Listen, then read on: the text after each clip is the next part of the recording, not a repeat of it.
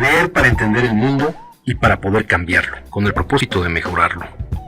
Leer para cambiar uno mismo, leer por gusto, por pasión, para saber, para conocer y también para dudar, para cuestionar.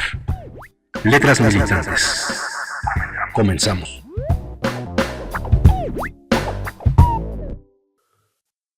La caravana. Mario Gil. El 16 de octubre, a las 12 horas, toda la población de Nueva Rosita se congregó para aplaudir a los obreros que salían de la mina, para iniciar el movimiento de huelga. Al mismo tiempo, los mineros de Cloete abandonaban el trabajo y se concentraban en Rosita. 4.500 trabajadores de la sección 14 y su fracción primera se reunieron en las puertas de la empresa Yankee para celebrar un mitin. Decía doña Adela Ochoa, esposa de un minero y madre de otros 3. No veo entre los huelguistas a uno de mis hijos, pero yo les aseguro que si no secunda el movimiento, no volverá a poner los pies en mi casa. Para someter por hambre a los huelguistas, la empresa imperialista, apoyada por el licenciado Ramírez Vázquez, congeló los fondos sindicales y cerró la cooperativa de consumo y sus 2 sucursales, creadas con el dinero de los trabajadores. Clausuró también la clínica médica formada con el descuento que se hacía a los salarios de los obreros. Cooperativa y clínica representaban cerca de 5 millones, patrimonio legítimo de la sección 14 del Sindicato de Trabajadores Mineros y Metalúrgicos y similares de la República Mexicana. Se censuró la correspondencia de los mineros y los bancos locales se negaron a descontar documentos suscritos a su favor. Los niños, privados de alimento y atención médica, enfermaban por centenares.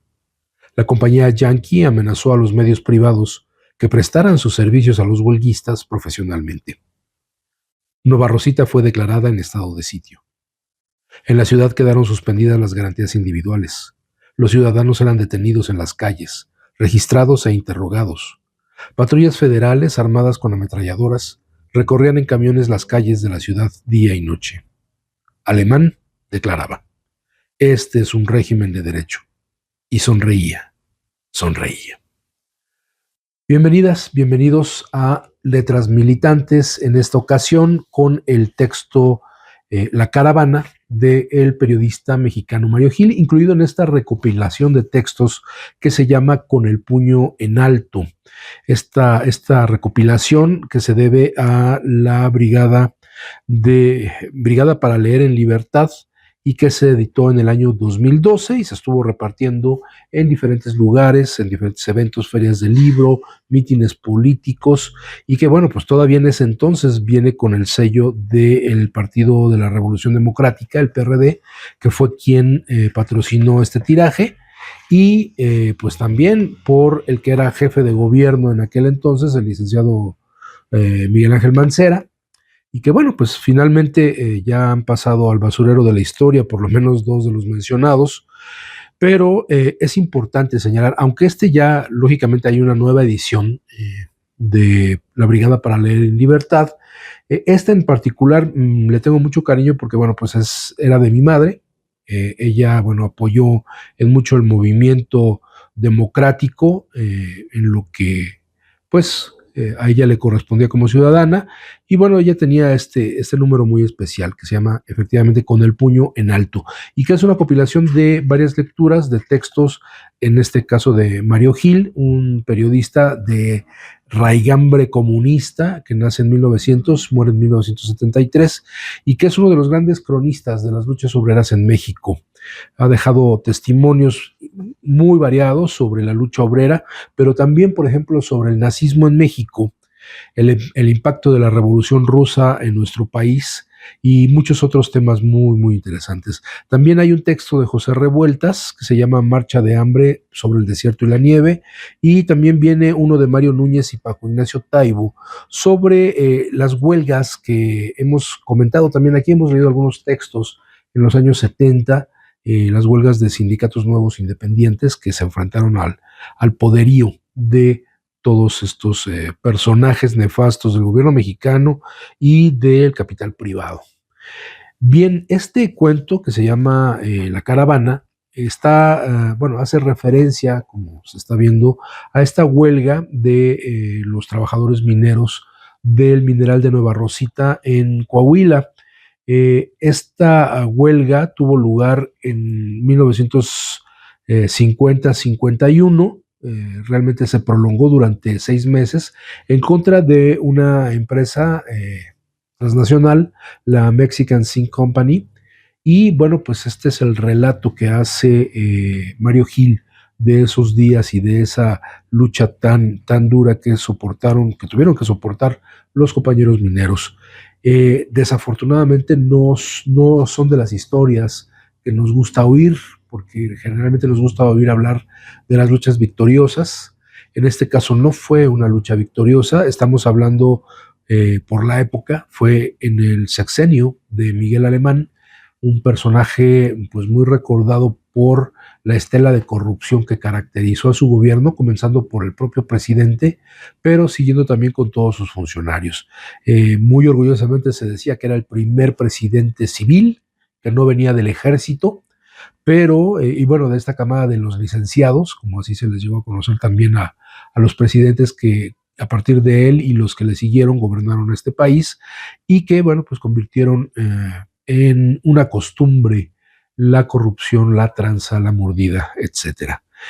Bueno, esta huelga se da también en el marco de un pacto de unidad que se da entre el sindicato ferrocarrilero, el sindicato petrolero y el sindicato minero, un pacto que se denominaba Pacto de Solidaridad, Amistad y Ayuda Mutua, que se caracterizaba por darse ese apoyo una a otra organización, uno a otro gremio, y que nace a partir de los cambios que con la excusa de modernizar la economía, inicia Miguel Alemán un programa en donde el primer objetivo era atacar las conquistas laborales, las conquistas de los trabajadores, como el derecho a huelga, la contratación colectiva, las jornadas y salarios justos. Y bueno, pues eso no es una noticia entonces nueva, lo que nos ha tocado vivir incluso a los electricistas desde antes del conflicto, a los trabajadores, a la clase obrera en general de nuestro país, es algo que se viene arrastrando desde hace mucho tiempo. Y a pesar de las conquistas que se han hecho a nivel legal a través de la Constitución, a partir de las conquistas que se han logrado por la lucha organizada de trabajadoras y trabajadores, bueno, finalmente hay un enemigo que si es el Estado encarnado en estos intereses,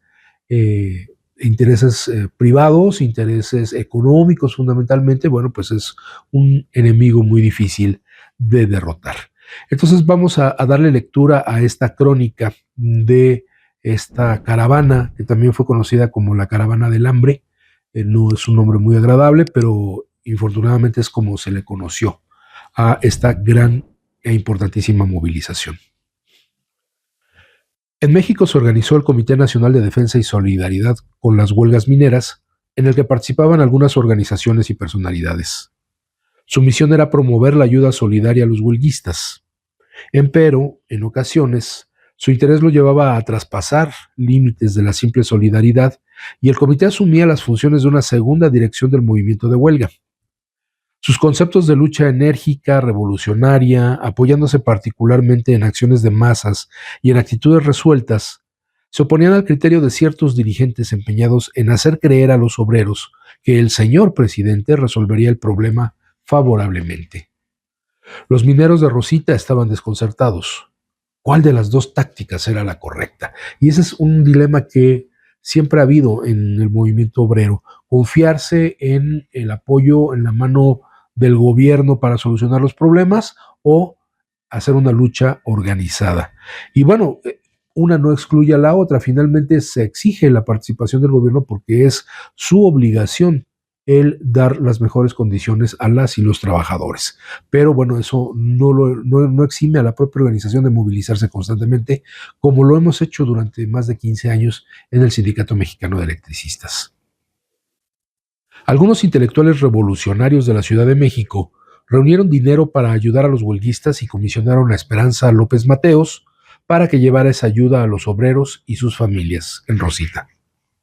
Sus actividades fueron consideradas como sospechosas, por lo que fue obligada a comparecer ante el general Pliego Garduño. No sabía, dijo Esperanza al general, que la línea divisoria de mi país se hubiese corrido tanto hacia el sur y que yo estuviese pisando suelo extranjero. El general se puso rojo de vergüenza, pero Esperanza tuvo que abandonar, contra su voluntad, Nueva Rosita. Otro tanto le ocurrió al compañero Ángel Basols Batalla y a otros más. En la ciudad gobernaba Henry J. Sanford, gerente de la Mexican Zinc and Company, empleado de la Trust Morgan.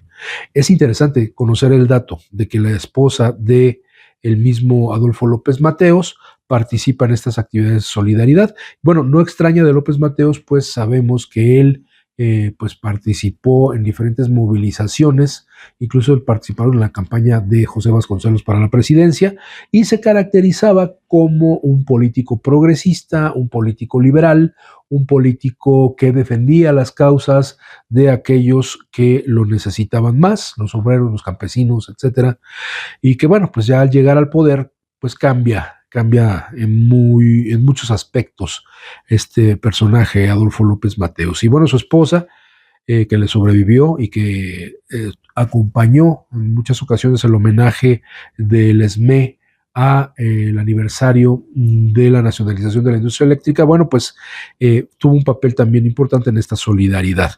Y aquí se menciona lo que decíamos al inicio del programa, de esta empresa Mexican Zinc and Company. Bueno, pues finalmente era parte de un entramado empresarial más grande, que era la Morgan, que bueno, pues es parte de un trust histórico que tiene que ver con bancos y que tiene que ver con finanzas, de pues los más arraigados en el capitalismo más salvaje de los Estados Unidos. Esperanza puso un mensaje a Miguel Alemán, pero el señor presidente insistía: este es un régimen de derecho. Y sonreía. En México, 25 de octubre, se organizó un gran acto de solidaridad con los huelguistas. Lo de Palau y Rosita, dijo Antonio García Moreno, es un atraco al derecho de huelga. Abdenago Frausto demandó la solidaridad efectiva, no teórica, de los trabajadores. Las palabras son hembras, dijo, los hechos son machos, dijo doña Adela Ochoa.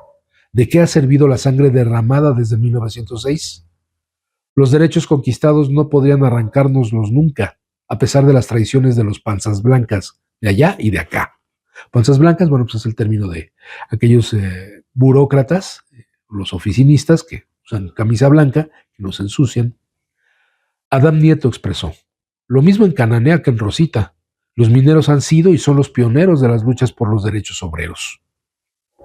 Juan Manuel Elizondo, senador de la República, metalúrgico, exsecretario general del Sindicato Minero, sentenció refiriéndose a los mineros de Rosita: si los abandonamos, nos habremos traicionado a nosotros mismos. El licenciado Vicente Lombardo Toledano, después de hacer una larga historia del desarrollo del derecho obrero en México, anunció que el señor presidente había dado ya órdenes al licenciado Manuel Ramírez Vázquez para resolver el conflicto de Rosita favorablemente. La ayuda solidaria no era suficiente. Las remesas de víveres a veces tardaban semanas en llegar. En esos días, los niños y las mujeres se iban al rastro de la ciudad a recoger del suelo la sangre y las tripas de los animales sacrificados. Esa basofia, hervida, era su único alimento durante la mañana, tarde y noche. El crédito para los mineros se había cancelado en las tiendas de Nueva Rosita. Más de 30,000 personas dependían, para subsistir, de la solidaridad de los trabajadores mexicanos. En las escuelas, los hijos de los huelguistas luchaban contra los hijos de los panzas blancas. Para evitar esas dificultades, lo más lógico fue, naturalmente, expulsar de los planteles a los hijos de los trabajadores en huelga. ¿Quién puede dudar, en este caso, del buen juicio de las autoridades educativas? La mano de obra escaseaba, la producción era insuficiente en la mina. La empresa empezaba a resentir pérdidas considerables. Entonces decidió comprar mineros. Pero los mineros no estaban en venta. Surgió luego el mercado negro de los mineros, que consistía en pagar fuertes sumas a los que lograban convencer a un minero de que debía volver al trabajo. Hubo quienes hicieron buenos negocios convenciendo a huelguistas de poca conciencia de clase. Y pues ya nos dimos cuenta, ¿no? Que esto es un hecho constante y lo experimentamos nosotros justo a partir del proceso de extinción, del decreto de extinción, y cómo fue este acercamiento de muchos exmiembros del sindicato, exmiembros de la dirección del sindicato, que se acercaban a sus familiares, a sus conocidos, y les decían, no hay nada que hacer, mejor liquídate. Y después nos enteramos que algunos de ellos, pues, les daban una comisión por la gente que mandaban a liquidar. Fueron muchos los casos de madres que arrojaban de su casa a los hijos que abandonaban el movimiento. Parejas de recién casados se separaron por esta causa, lo mismo que otras que tenían hasta 30 años de vivir bajo el mismo techo. Ambrosio Guajardo había sido jubilado pocos días antes de que se iniciara el movimiento de huelga. Recibió 6,000 pesos por concepto de terminación. Incapacitado para el trabajo, con su mujer enferma y sus 4 hijos en huelga, se dio los 6,000 pesos para el fondo de resistencia, sin esperanza ninguna de recuperarlas, y pidió que se le incluyera en la lista de los huelguistas para recibir su chivo de 25 pesos semanarios en mercancías. Otro de los mineros había estado haciendo una alcancía desde muchos años atrás, para que, al morir, se le hiciera un entierro decente. Quería ser sepultado en una buena caja, que en su velorio se sirviera café con un buen piquete, y si era posible, que le tocaran sus piezas favoritas. Renunciando con mucho dolor al sueño de toda su vida, se dio sus ahorros para la lucha, y se resignó a ser sepultado como cualquier hijo de vecino. Por lo menos simbólicamente, el pueblo no abandonó a los mineros de Rosita. En el Comité Nacional de Defensa y Solidaridad con las Huelgas Mineras, presidida por el obrero Felipe Sánchez Acevedo, viejo luchador que de joven se había enfrentado a la dictadura porfiriana, se reunían los estudiantes, las mujeres, los intelectuales, los profesionistas, los artistas del taller de gráfica popular. Sí, el pueblo estaba con los mineros huelguistas. Las mujeres de Rosita organizaron la Alianza Femenil Socialista Coahuilense. La encabezaban Lupe Rocha, Adela Ochoa, Juana Blanca de Santos, Consuelo Bonales del Solís, Juana Jasso, Amelia Mata y otras valientes luchadoras. La alianza se enfrentó a las bayonetas de los soldados, desfiló por Rosita y se presentó ante el jefe militar a reclamar garantías. Provistas de una enseña patria, las mujeres obligaron a los soldados a cuadrarse y dejarles libre el paso. La relación que Blanca de Santos hizo al general Pliego Garduño de los sufrimientos de los huelguistas arrancó lágrimas al militar. Desde entonces, comentaron las mujeres, les perdimos el miedo a los uniformes. Comprendimos que en el fondo los militares son tan humanos como nosotros. El general no podía hacer nada, obedecía órdenes superiores. Mr. Niffin, el primer gerente de la mina, era un buen hombre.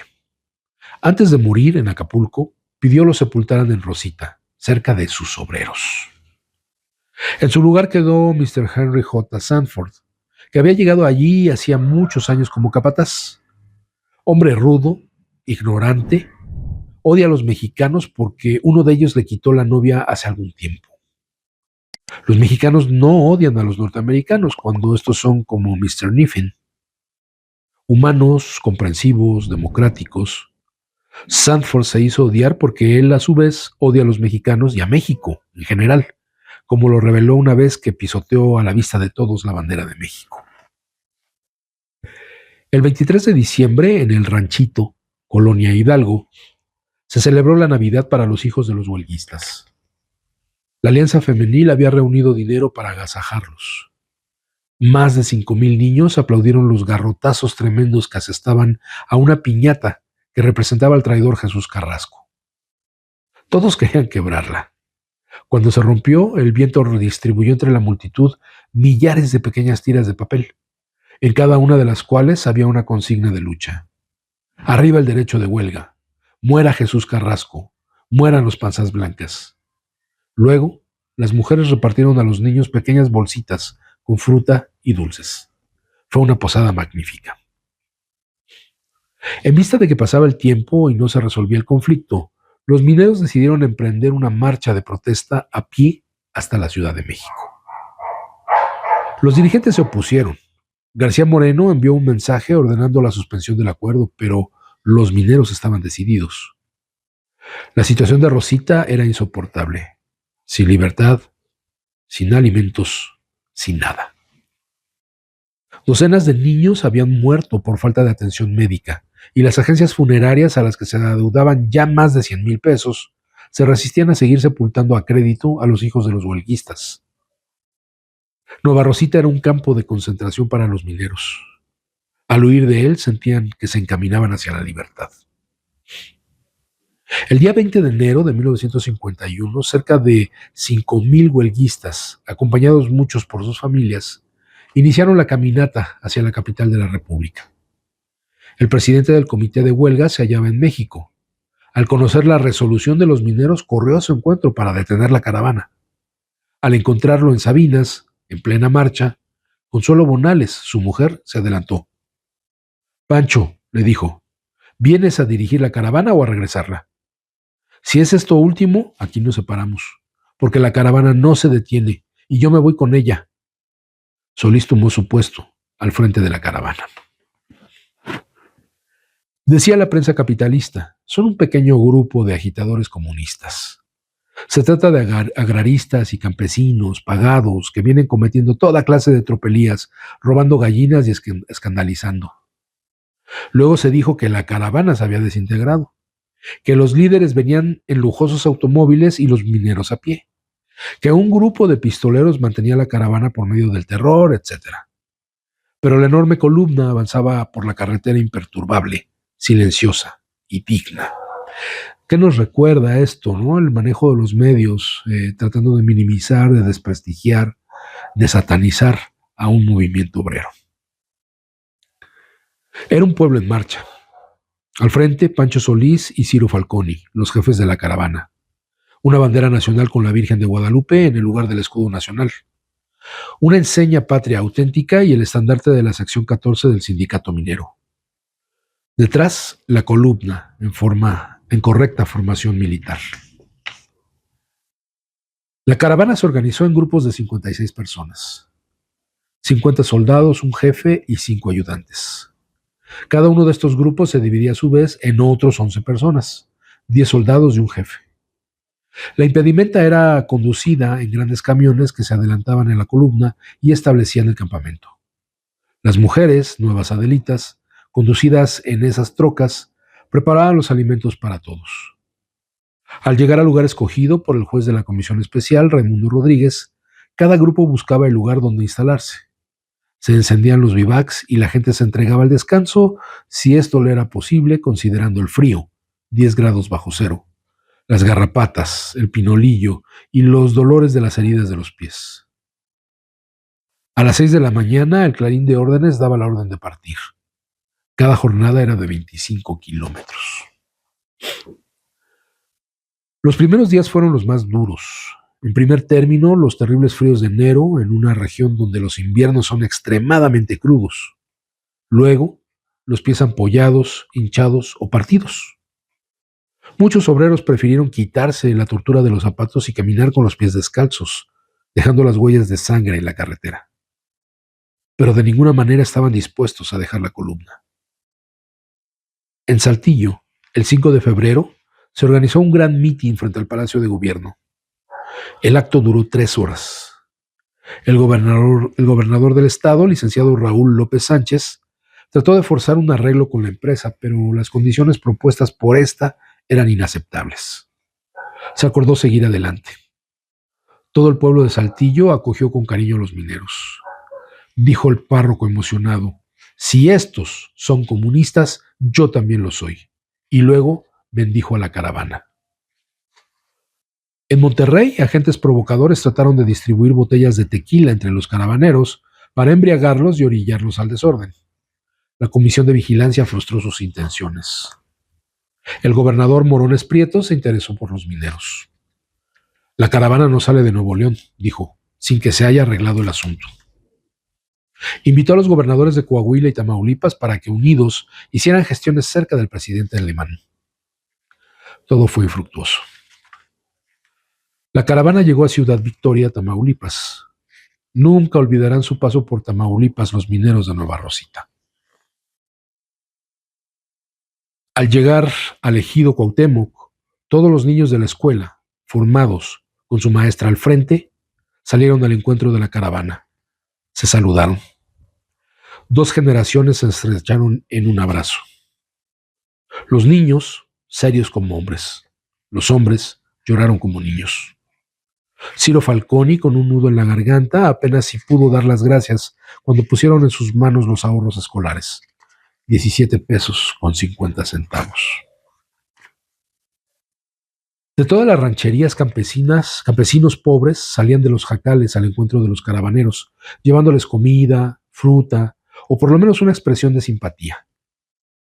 Aquellas mujeres demasiado pobres que no tenían nada que ofrecer, dieron a los mineros de la caravana lo único que les podían dar, su bendición. Con lágrimas en los ojos, las abuelas campesinas hacían una torpe cruz con sus dedos nudosos y santiguaban a la caravana. Esa bendición del pueblo acompañó a los mineros en todo su largo recorrido. Dificultades muy graves se presentaron en la cuesta de 3,000 metros de altura entre Valles y Jacala, por las características del terreno. Allí la carretera se desenvuelve entre la montaña y el precipicio. Ante la imposibilidad de acampar allí, los ejidatarios de la laguna transportaron en sus trocas a la caravana. En Taxquillo, Hidalgo, los mineros quedaron sorprendidos. A su paso salieron, en vez de los grupos acostumbrados, de campesinos llevando obsequios, unos seres humanos cubiertos de harapos, desgarrados, con la mano extendida en demanda de un pedazo de pan. ¿Cómo era posible esa miseria en las puertas de la capital? Los miembros sintieron vergüenza de su propia hambre, que era opulencia frente a la miseria de los indios del mezquital. Impresionadas, las mujeres de la caravana entregaron sus víveres a los indios olvidados.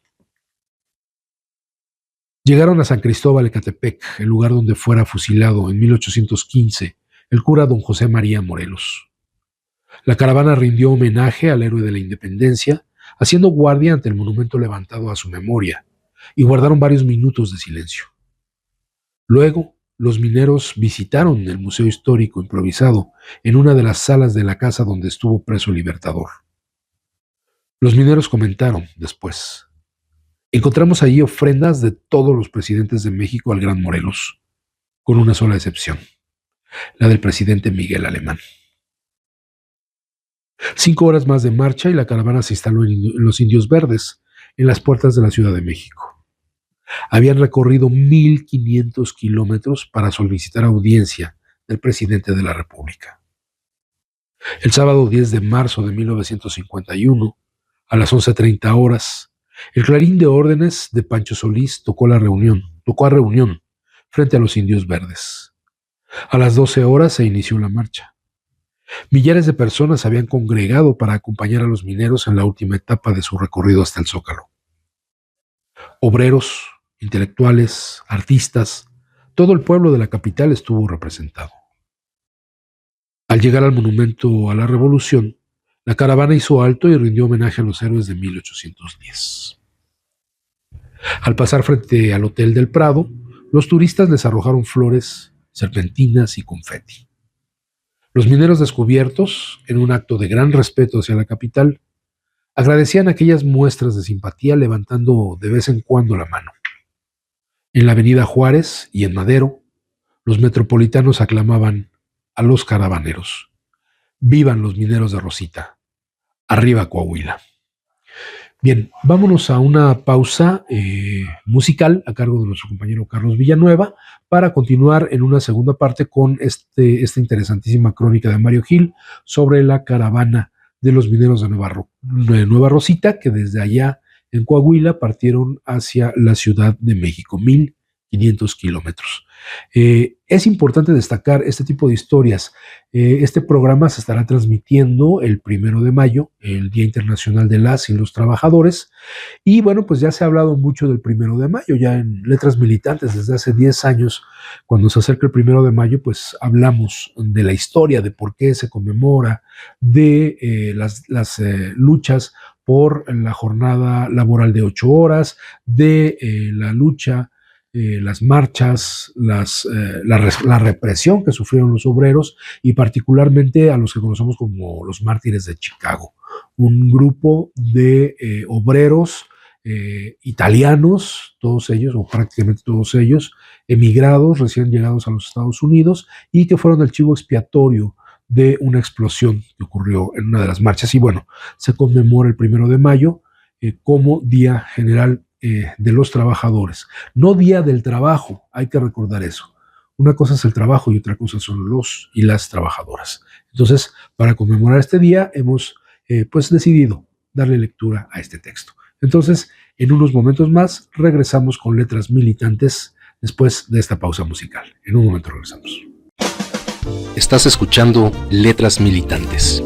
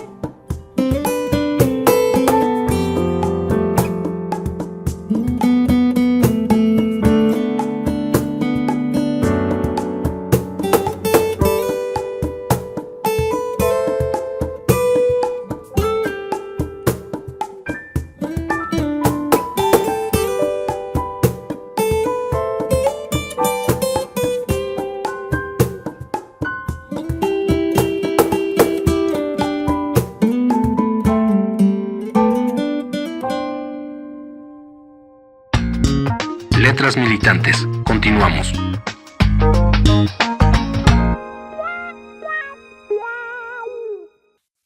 Ya estamos de vuelta en Letras Militantes. Una disculpa, la voz ahorita no está en su mejor situación, tampoco mi nariz está un poco enfermo, pero bueno, estamos echándole ganas para entregarles un programa más de Letras Militantes. Seguramente muchas y muchos de ustedes se preguntarán, bueno, ¿y el ESME qué papel jugó?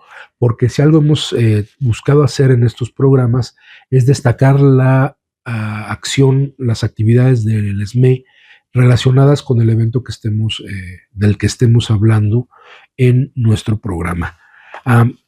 Infortunadamente, pues el ESME no tiene mucho que decir de esta etapa.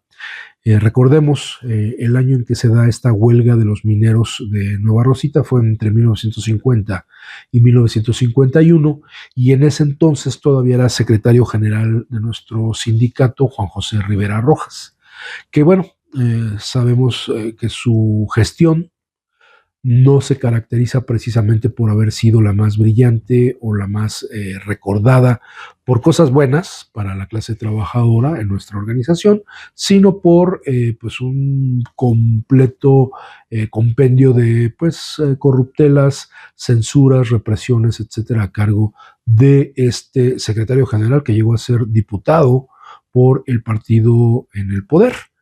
Lógicamente, el propio Rivera Rojas presumía de cercanía con Miguel Alemán.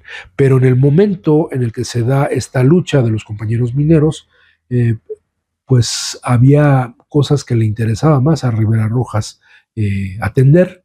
En este caso, pues el mantenerse dentro de la Secretaría General del ESME, porque pues ya había tenido unas fuertes turbulencias por parte de lo que después se conocerá como el Movimiento de Verónica, prácticamente ya en el año de 1952, es cuando se hace renunciar a Rivera Rojas y a su comité central. Y viene pues todo un periodo de renovación, pero entonces por eso pues no, el señor no dio la suficiente atención, aunque se sabe que hubo solidaridad por parte del sindicato, como muchos otros sindicatos, pues fue mínimo, no fue tan destacado.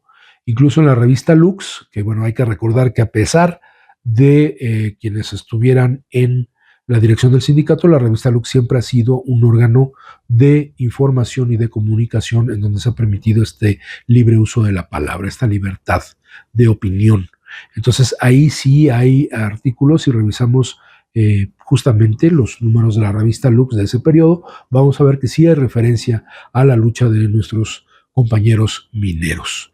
Bueno, vamos a continuar con la lectura del texto de Mario Gil, dentro de la recopilación Con el puño en alto, el texto La Caravana. En el Zócalo, una multitud enorme los esperaba.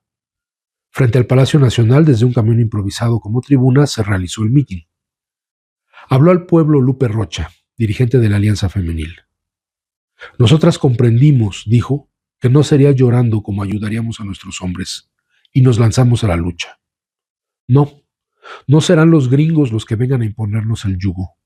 Les doy mi palabra, eso no ocurrirá. Arriba las Adelitas, fue el grito que salió de miles de gargantas. Pancho Solís dijo, somos un grupo de mexicanos que amamos a México como el que más.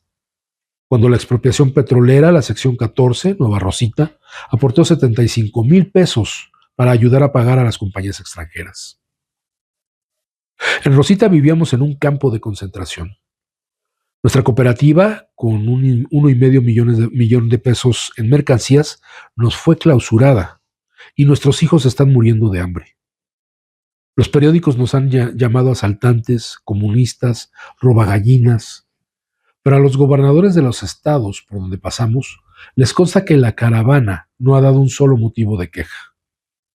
La única misión que traemos a México es pedir justicia.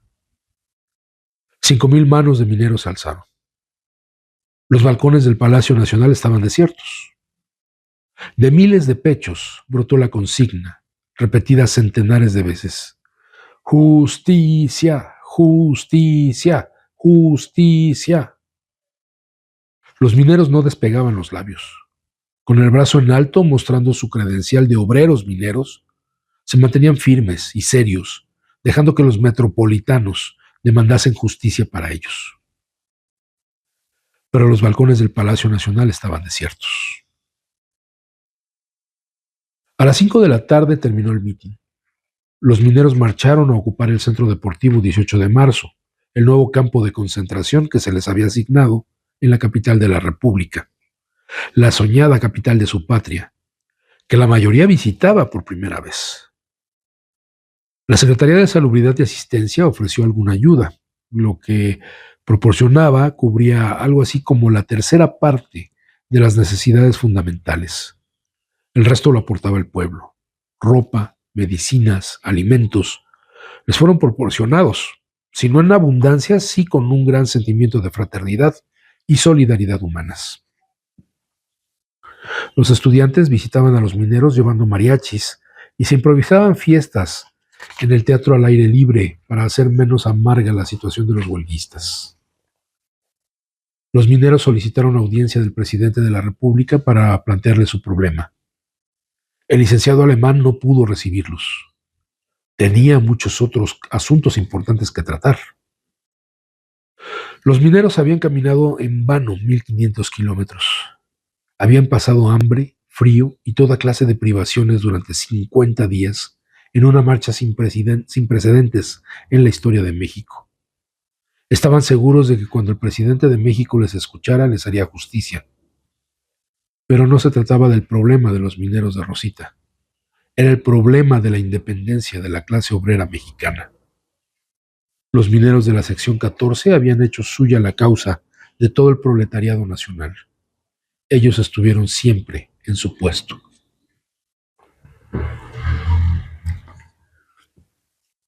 ¿Qué hicieron por su parte los dirigentes del proletariado mexicano?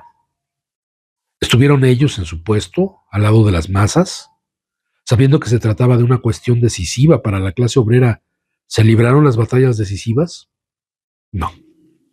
El proletariado, traicionado por sus líderes, no presentó combate. Siguió la política oportunista de esperarlo todo del señor presidente, fingiendo creer que éste obraría con estricta justicia y apego a la ley. El señor presidentismo sustituyó la táctica revolucionaria y los mineros de Rosita fueron sacrificados. Alemán designó una comisión gubernamental para que estudiara el caso de los mineros de Rosita. La formaron los señores Adolfo Ruiz Cortines, secretario de Gobernación, licenciado Francisco González de la Vega, procurador general de Justicia de la Nación, y el licenciado Eleazar Canales, subsecretario del Trabajo. Este último se abstuvo de asistir a las reuniones por motivo de enfermedad. ¿Cuántos días piensa estar en México la caravana?, preguntó don Adolfo Ruiz Cortines a Pancho Solís en la primera entrevista. Hasta que se arregle nuestro asunto, contestó el jefe de la caravana, a pesar de que el secretario de Salubridad nos ha comunicado que el sábado 17 de marzo se suspendería la ayuda al campo 18 de marzo. Don Adolfo cogió el teléfono y gestionó que la ayuda a los mineros se prolongara por todo el tiempo que estuviese la caravana en México. Para apoyar a los representantes mineros que discutían con la comisión gubernamental, el Comité de Defensa de las Huelgas Mineras decidió realizar el día 10 de abril un gran mitin en el Zócalo.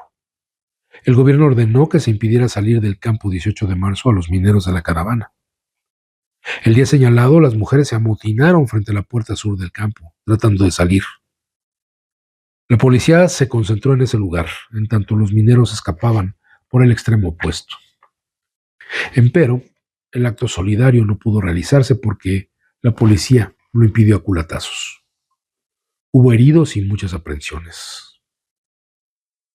Alemán aseguraba que el suyo era un régimen de derecho. Para el pueblo fue un régimen de derecha. Los mineros recibieron el dictamen de la comisión gubernamental. El conflicto dimanó, decía este, de la resolución dictada el 2 de octubre de 1950 por el Grupo Especial número 4 de la Junta Federal de Conciliación y Arbitraje, por el que se tiene por no presentado legalmente el pliego de peticiones y por no hecho el emplazamiento de huelga en contra de las compañías carboníferas de Sabinas S.A. y Mexican Zinc and Company.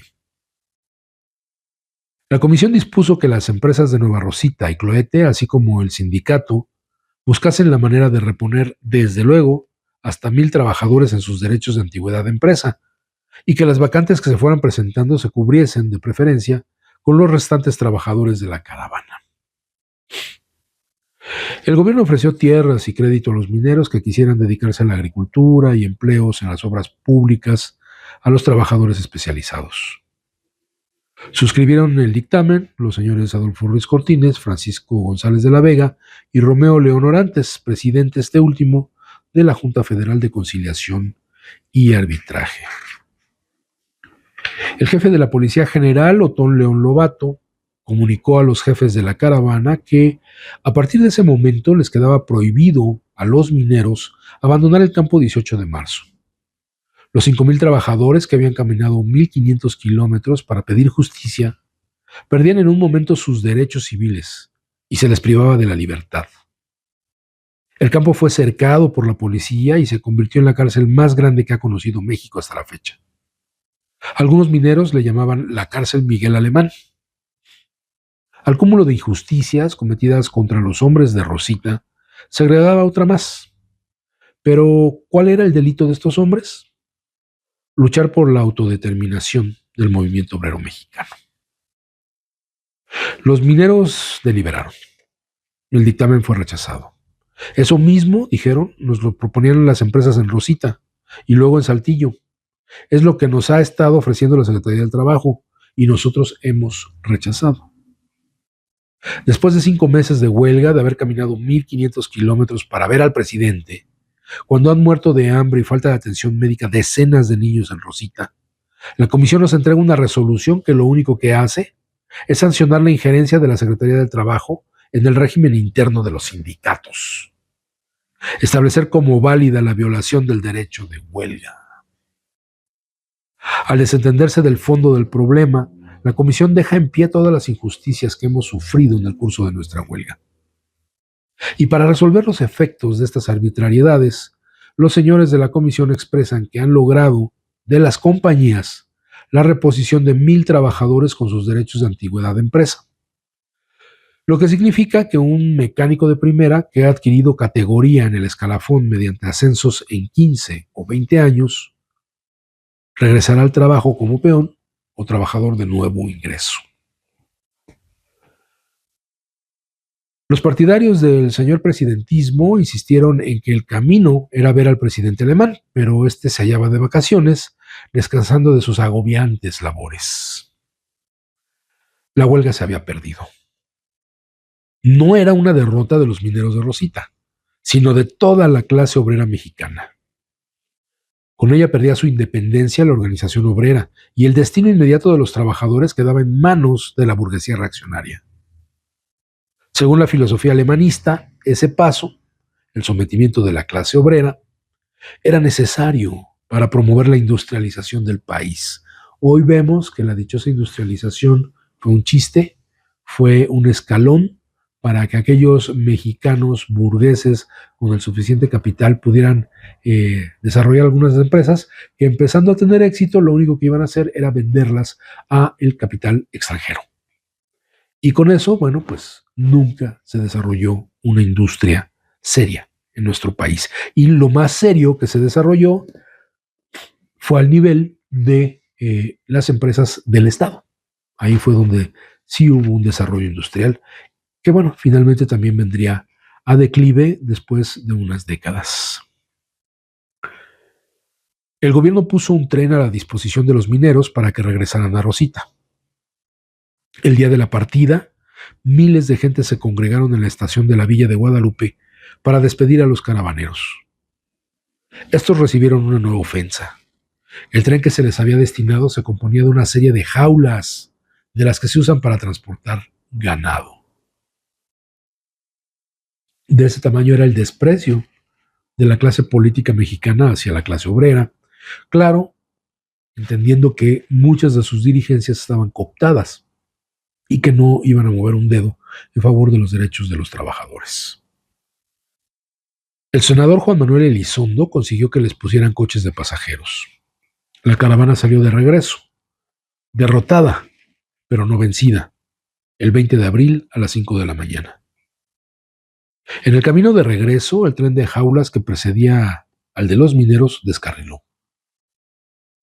Nadie les quita a los caravaneros de la cabeza la idea de que agentes de Jesús Carrasco y Manuel Ramírez Vázquez desclavaron la vía para provocar una hecatombe y dar así solución definitiva y permanente al problema de Nueva Rosita.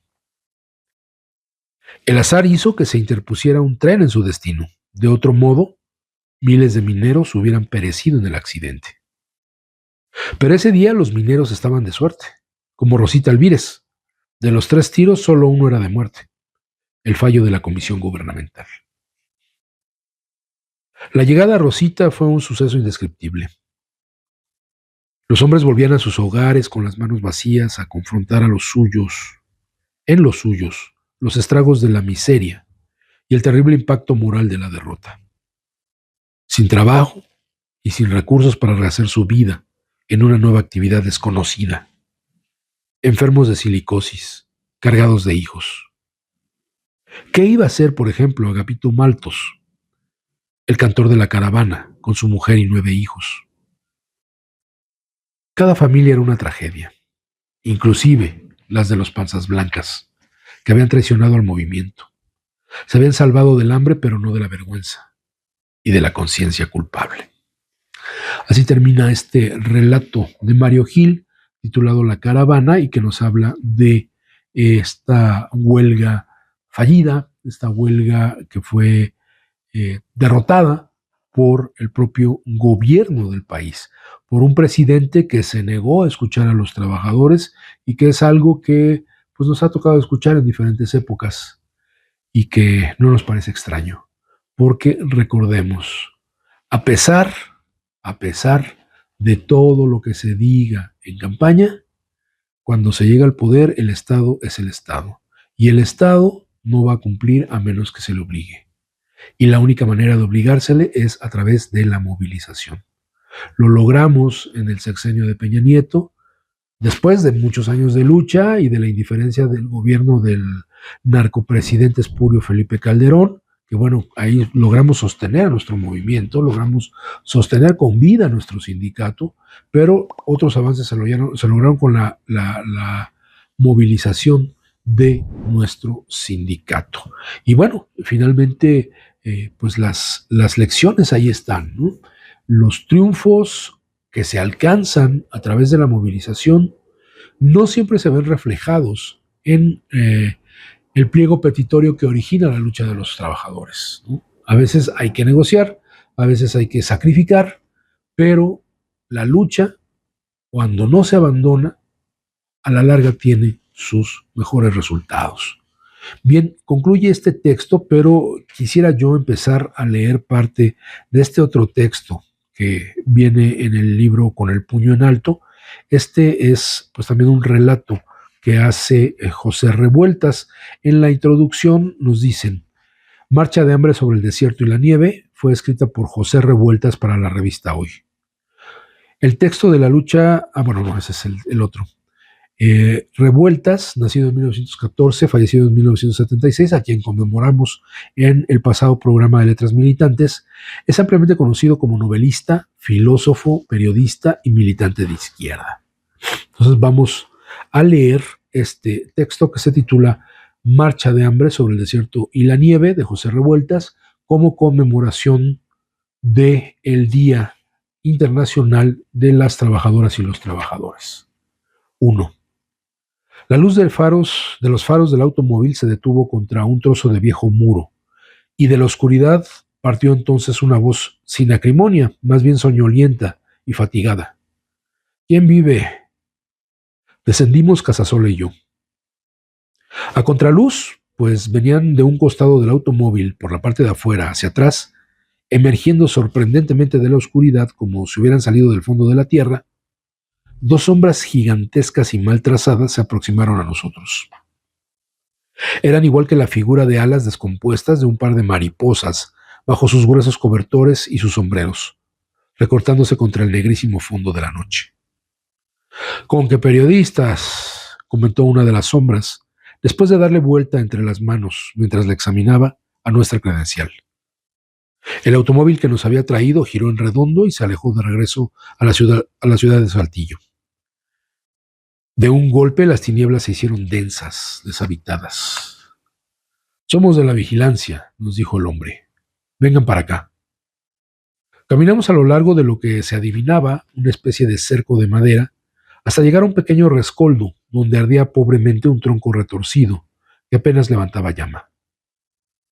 Los dos mineros del servicio de vigilancia tomaron su asiento y a su vez nos lo ofrecieron sobre unas piedras dispuestas en derredor de la hoguera. Por fin habíamos llegado al punto donde se encontraba la caravana minera de Coahuila. Reinaron unos instantes de silencio sumamente embarazosos y desilusionadores. Era evidente que nuestra presencia no les causaba ningún regocijo a los dos mineros, quienes por su parte parecían cambiarse entre sí palabras susurrantes, llenas de sospecha y desconfianza. Al otro lado de la cerca, imaginaba uno la existencia de un patio o algo parecido, pero era imposible conjeturar nada en concreto. Nos encontrábamos en el puesto avanzado de la caravana minera, sin que pudiéramos saber si muy lejos o muy próximos al grueso del campamento. «¿Con qué periodistas, no?», acertó a repetir el primer hombre.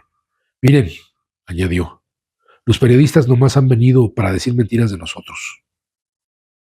Explicamos de la mejor manera posible que aquello podía ser cierto en otros casos, pero que en el nuestro era distinto. Íbamos ahí a convivir con ellos, justamente para informar la verdad, y nada más que la verdad. «Eso es lo que queremos», dijo el hombre, con una entonación segura, donde había un cierto dejo de altivez, casi señorial. «No le estamos pidiendo favor a Naiden, nomás la verdad, que digan la verdad». Mientras decía esto, atizaba la lumbre del rescoldo con una vara, apenas inclinándose, pero a riesgo de que las barbas de su largo zarape, que arrastraba por el suelo, se quemaran de pronto con las brasas. Desde el primer momento uno se sentía impresionado por la tranquila solidez de este hombre, por la convencida exactitud de sus palabras, donde no faltaba ni sobraba nada, sin que hubiera en ellas trasfondo o disimulo alguno. No más la verdad, que digan la verdad. Eso es lo que pedía con su sobrio aire norteño, este minero del servicio de vigilancia. Pero también es lo que pedían sus 4,000 compañeros acampados aquellas noches en las afectuosidades de La Calera, cerca de Saltillo. Nosotros, es preciso confesarlo, esperábamos encontrar una muchedumbre de seres famélicos y lastimosos, desesperados y sin disciplina, dispuestos a convertirse en levadura de cualquier violencia anárquica, pero en cambio nos encontramos con este Florencio Alfaro. Me parece que tal fue el nombre que nos dio, aunque no estoy seguro de mi memoria y la situación no era como para tomar notas. Este Florencio Alfaro, como de 50 años, que no es de ningún modo diferente a los demás mineros que más adelante conocimos, seguro de sí mismo, convencido en absoluto de la justicia de su causa y carente del todo de la menor fanfarronería. Le pregunté cuántos kilómetros habrían recorrido hasta el momento. 444, respondió con la precisión de un contador público, a tiempo que de bruces en el suelo soplaba con los labios sobre el rescoldo para animarlo. Ni por un segundo puse en duda que Florencio Alfaro no habría añadido ni restado un solo metro a la impresionante distancia recorrida a pie, desde la lejana Rosita, por los mineros en huelga. Así es la resiedumbre, la veracidad aplastante de estas gentes del norte. Queremos esto, dicen, y no cabe pensar que quieran otra cosa de lo que dicen. Queremos que se diga la verdad sobre nosotros. Eso es, nada más. Y puede tenerse la confianza absoluta de que ellos no se disgustarían si esa verdad les resultara adversa. ¿A dónde queda el campamento?, pregunté, no sin cierta ingenuidad. La creciente llama de la hoguera hizo que los ojos de Alfaro brillaran con asombro burlón al clavar sobre mí una mirada incrédula. Pues ¿cuál campamento? Este es el campamento, no hay otro. Todo esto está lleno de gente durmiendo aquí mismo, a 2 pasos. ¿Qué? ¿No los mira?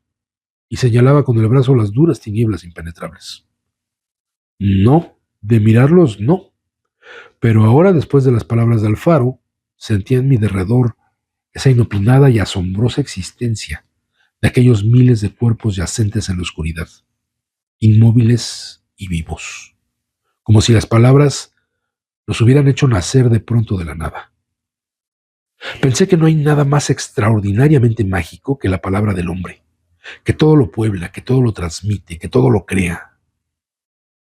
El tronco que humeaba sobre el rescoldo, tan reacio al fuego en un principio, de súbito comenzó a arder en una viva y alegre llamarada. Una voz femenina se dejó escuchar inmediatamente, llena de impaciencia y enfado, al otro lado de la cerca de madera. No gasten la leña, si no, no tengo para el almuerzo de mañana. El otro compañero de Alfaro, que no había dicho nada hasta entonces, sonrió como si el reproche de la mujer le cayera en gracia. Es la cocinera de nuestro grupo, explicó con voz queda. Cuida a los leños como si fueran sus hijos. Ya te estoy oyendo, por más que secreties. A ver qué van a hacer mañana si no tengo leña. Si quieren calentarse, en lugar de estar ahí de flojos, deberían ir a recoger, gobernadora, y no agarrarme mis leños. La gobernadora, también llamada gubernatura, merced a una divertida corrupción, fruto acaso del cada vez más extenso influjo de la política sobre las gentes, es un arbusto de aspecto desolado y terrible, que crece en los yermos, pero que tiene la virtud de arder como si fuera yesca. Cálmate, vieja, dijo Alfaro con una entonación afectuosa. Lo que está ardiendo es el tronco de hoy en la tarde, el que vites que ahí estaba. La mujer insistió en lo de que fueran a traer gobernadora. Se adivinaba que no se movía de su sitio, expectante, inmóvil, bajo las cobijas al otro lado de la barda. Y se adivinaba también que a lo largo de los 444 kilómetros que recorriera con los mineros, habría adquirido un sexto sentido del fuego, una especie de misteriosa capacidad para dormir con un ojo abierto y que no le fueran a sustraer sus queridos leños de la comida. El monte está ahorita muy oscuro como para ir por gobernadora, replicó el amigo de Alfaro. y no tenemos batería con que alusarnos. Como al influjo de la palabra batería, que así llamaban allá a las lámparas de pilas secas, a lo lejos apareció el vaivén de una luz que barría el suelo a intervalos regulares, ora en un plano, ora en otro, desapareciendo unas veces para reaparecer de nuevo, arriba o abajo, según los accidentes del terreno. ¿Quién vive?, gritó Alfaro con voz precisa y calmada. El múcuro, respondió una voz que parecía salir de la propia linterna que se aproximaba, ahora sin vaivenes, fija, enfocada directamente sobre nosotros. Aunque en un principio creíamos que las palabras de múcuro serían una especie de santo y seña convenido para responder al quien vive, correspondían en realidad al sobrenombre de un mocetón robusto, sanote y franco que se aproximó a la hoguera a tiempo que daba las buenas noches, para extender las palmas contra el fuego con una especie de ansiosa fruición. El frillazo no me dejaba dormir, explicó el múcuro, y me levanté a caminar para calentarme. Me llegué hasta el Saltillo a mercar cosas que necesitábamos. Alfaro le dirigió una severa y rápida mirada. No haya sido trago lo que necesitaban, porque verdad de Dios que te pelamos, dijo sombríamente. No, eso no, replicó el múcuro con viveza y como ofendido. En mi grupo no nos gusta el trago, ya lo sabes. El muchacho había cubierto la distancia hasta Saltillo probablemente en unas 4 horas de camino, para ir y volver a tiempo. Aquello era sorprendente. Así que el múcuro, después de una jornada diaria de 20 a 30 kilómetros durante 15 días ininterrumpidos, aún tenía el humor de calentarse con una distancia adicional y gratuita de otros cuantos kilómetros más. Recordé lo que se dice en broma acerca de las gentes muy trabajadoras quienes, para descansar, se ponen a hacer adobes. Pero de todos modos era algo más que una simple broma. Indicaba una moral, un espíritu combativo y batallador, juvenil aún en hombres viejos como este Florencio Alfaro, que ahora, atizando nuevamente la lumbre, parecía contrariado por el comportamiento del múcuro. Está prohibido separarse de sus grupos sin permiso del comité de huelga, masculló sin volverse, de espaldas al múcuro. En esto se advertía su enojo, en no querer dar la cara al muchacho, tal vez porque de otro modo se sentiría obligado a proceder en forma más enérgica. El múcuro callaba, los ojos fascinados por las llamas de la hoguera. ¿Dónde campa tu grupo?, preguntó Alfaro después de una pausa. El rostro del muchacho se iluminó con una expresión infantil. Comprendía que la tempestad se disipaba. Allá abajo, en el arroyo. Alfaro se detuvo lentamente, como si madurase una decisión. Lleva a los amigos estos contigo para que les enseñes por donde lleguen, para que miren que todos somos mineros y luego no anden con tarugadas en sus periódicos. Se había dicho en cierta prensa que la caravana era apócrifa, constituida no por mineros, sino por campesinos engañados por sus líderes. Comprendía el porqué de las palabras de Alfaro y su desconfianza. Y esto ya lo vivimos nosotros también, ¿no? Cada vez que se dice que en nuestras marchas lo que hay es gente de la antorcha campesina, gente de la NUE, pero que no es gente del ESME. Y esto lo hace propia gente que en algún momento perteneció al movimiento, pero bueno, así son las cosas de desacreditar los movimientos sociales. El múcuro nos consideró un instante con una sonrisa. Vengan, dijo sencillamente. A los pocos minutos, a la distancia, perdida la figura de Florencio Alfaro en medio de la rotunda oscuridad, nos alcanzó, empero, su voz, que parecía no salir ya de una garganta humana, sino ser como la voz de las tinieblas, como si las tinieblas articularan misteriosamente una frase llena de extraño contenido. «Vienen desde México», le gritó al múcuro, refiriéndose a Casasola y a mí. «A ver si de verdad estos nos cumplen».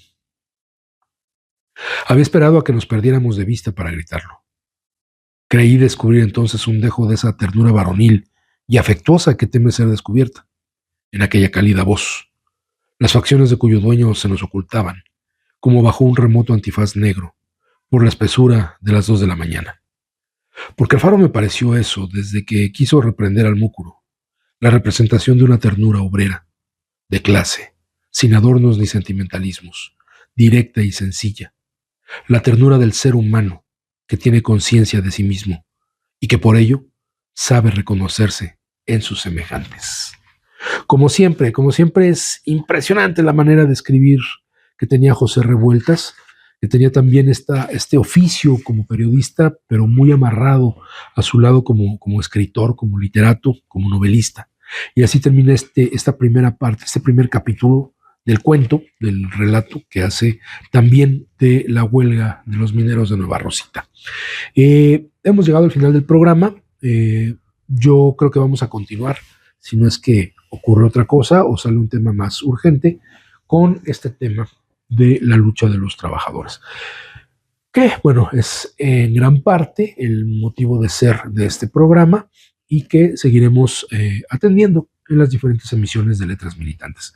Por el momento es todo de mi parte, agradeciendo como siempre a mis compañeros de Radio ESME, a mis compañeras de la Prosecretaría de Trabajo, a Carlos Villanueva por la música excelente que nos regala cada programa y que es música completamente original además. Entonces, bueno, pues aquí estaremos en la próxima emisión de Letras Militantes. Que tengan una excelente semana y muchas gracias. Decía Samuel Smiles, el libro es una voz viviente, es una inteligencia que nos habla y que escuchamos. Acompáñanos en la próxima emisión de Letras Militantes, a través de Radio ESME, donde a los libros les damos la palabra.